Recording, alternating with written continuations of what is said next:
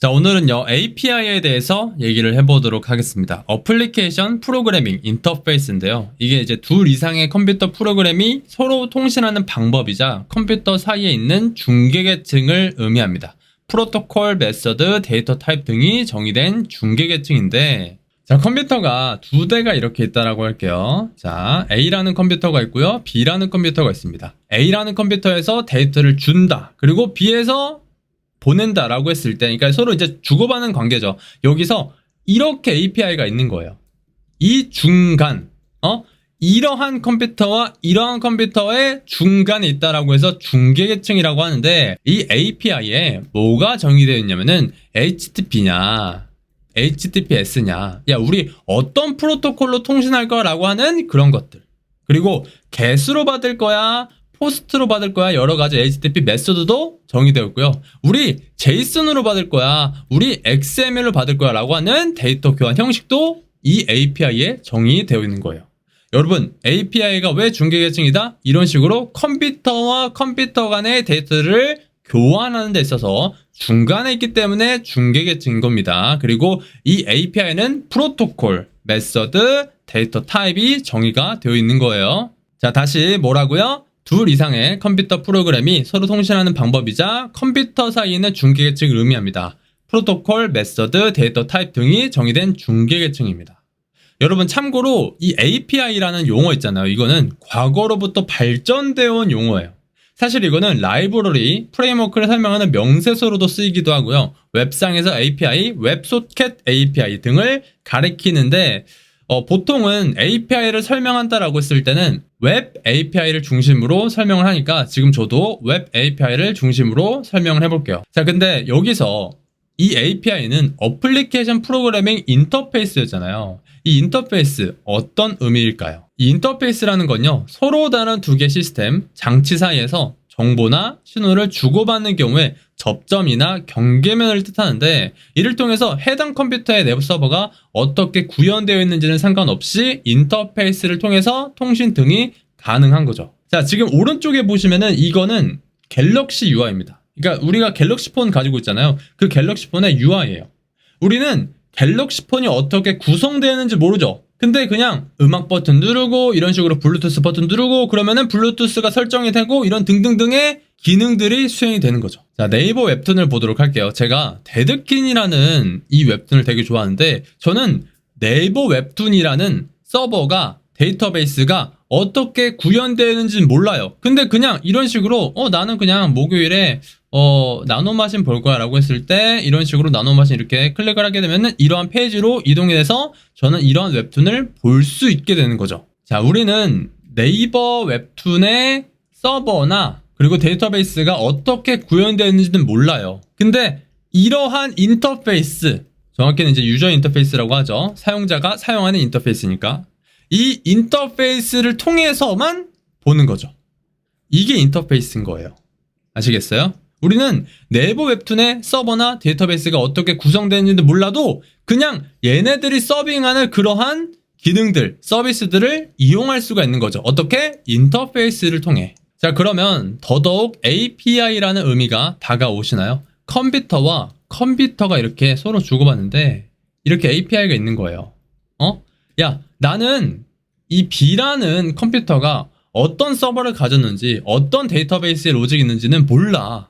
근데 이렇게 인터페이스 하나로 얘는 어떠한 데이터들을 가져오거나 또 전달할 수가 있는 거죠. 자, 그러면 API의 예를 들어보도록 할 텐데, 업비트라는 API가 있습니다. 지금 보시면은 이러한 API를 통해서 업비트에서 제공하는 그런 종목들을 가져올 수가 있는 거예요. 자, 이거를 제가 요청을 해보도록 할게요. 자, API에다가 요청을 합니다. 이렇게 요청을 하면은 이렇게 수많은 코인들이 제공되는구나 라는 걸 알 수가 있죠. 우리는요, 업비트가 어떤 서버를 가졌는지, 어떤 데이터베이스를 가졌는지 몰라요. 근데 그냥 이런 식으로 API에다가 요청을 하니까 이렇게 나타나게 되는 거죠. 자, 그러면 이 API 왜 필요할까요? API는 사실은 장점들이 많아서 이런 API를 우리가 만드는 겁니다. 자, API 장점 첫 번째, 제공자는요, 서비스의 중요한 부분을 드러내지 않아도 됩니다. 예를 들어서 데이터베이스 설계 구조나 드러내고 싶지 않은 데이터베이스의 테이블 정보, 서버의 상수값 등을 드러내지 않고 드러내고 싶은 부분만을 드러낼 수가 있습니다. 자, 아까 제가 업비트 API를 보여줬죠. 업비트 API를 보여줬는데 업비트 API에다 요청을 해가지고 제가 업비트에서 제공하는 거래 정보를 이렇게 가져왔었죠? 이렇게 JSON 타입으로 이렇게 가져온 거를 볼 수가 있었죠? 이 업비트라는 회사가 사실은 여러분들께 공개하고 싶지 않은, 아니 우리 업비트는요 데이터베이스가 이렇게 되어 있고요, 우리 업비트는요 서버가 이렇게 되어 있어요, 이거 공개하기 싫은 거예요.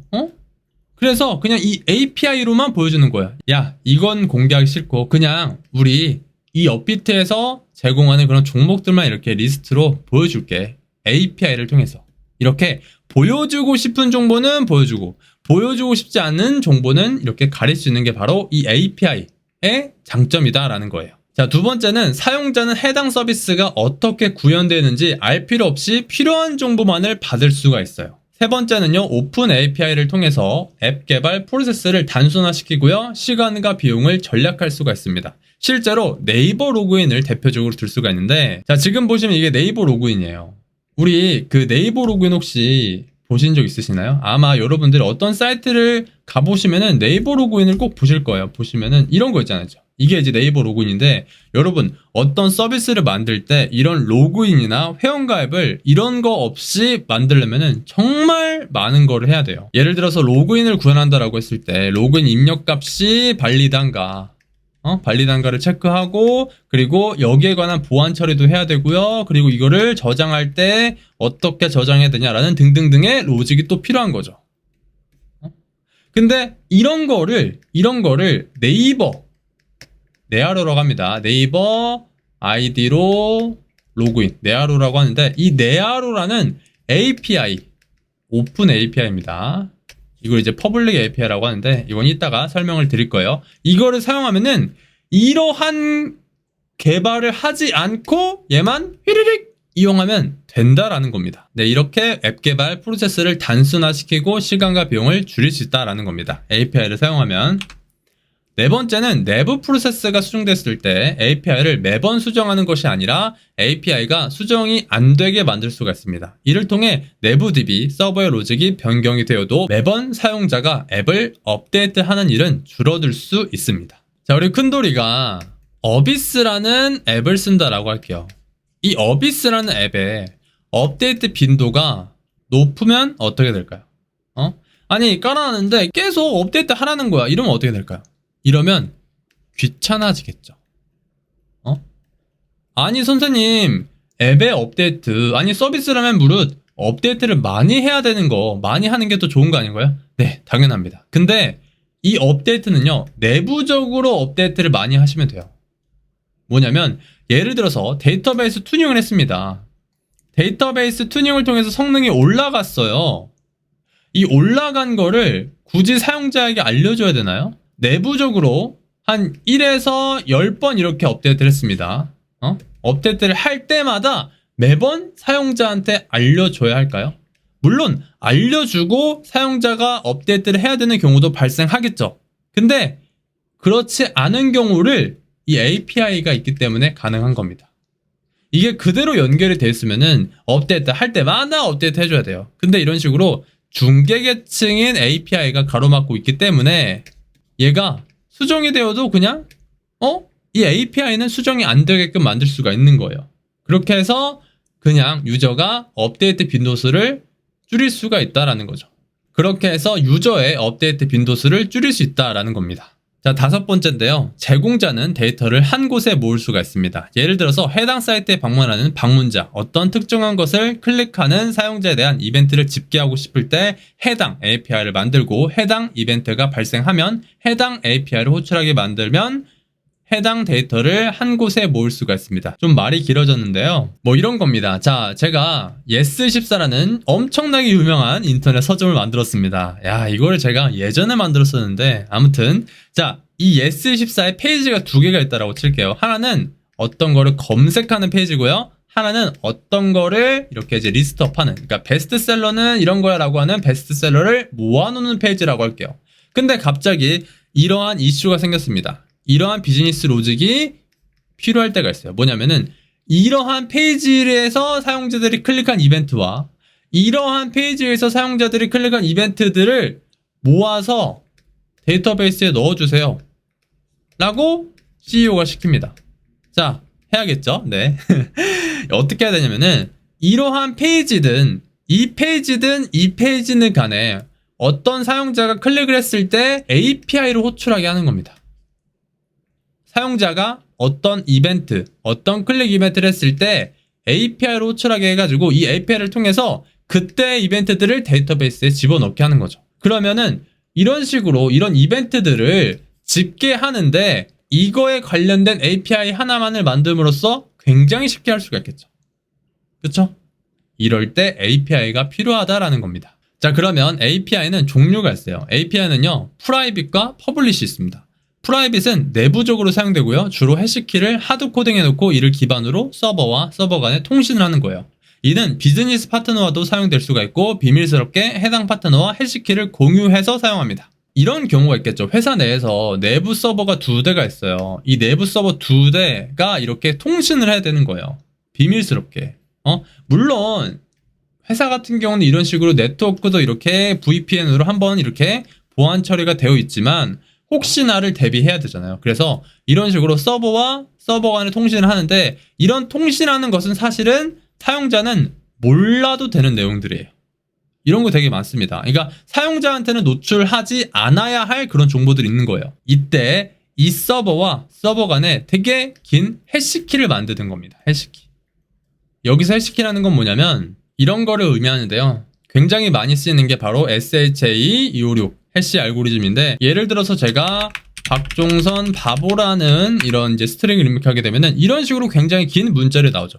이게 하나의 시크릿 키가 되는 거예요. 이거를 이 서버한테 보낼 때 서로 이렇게 약속을 정해놓는 거예요.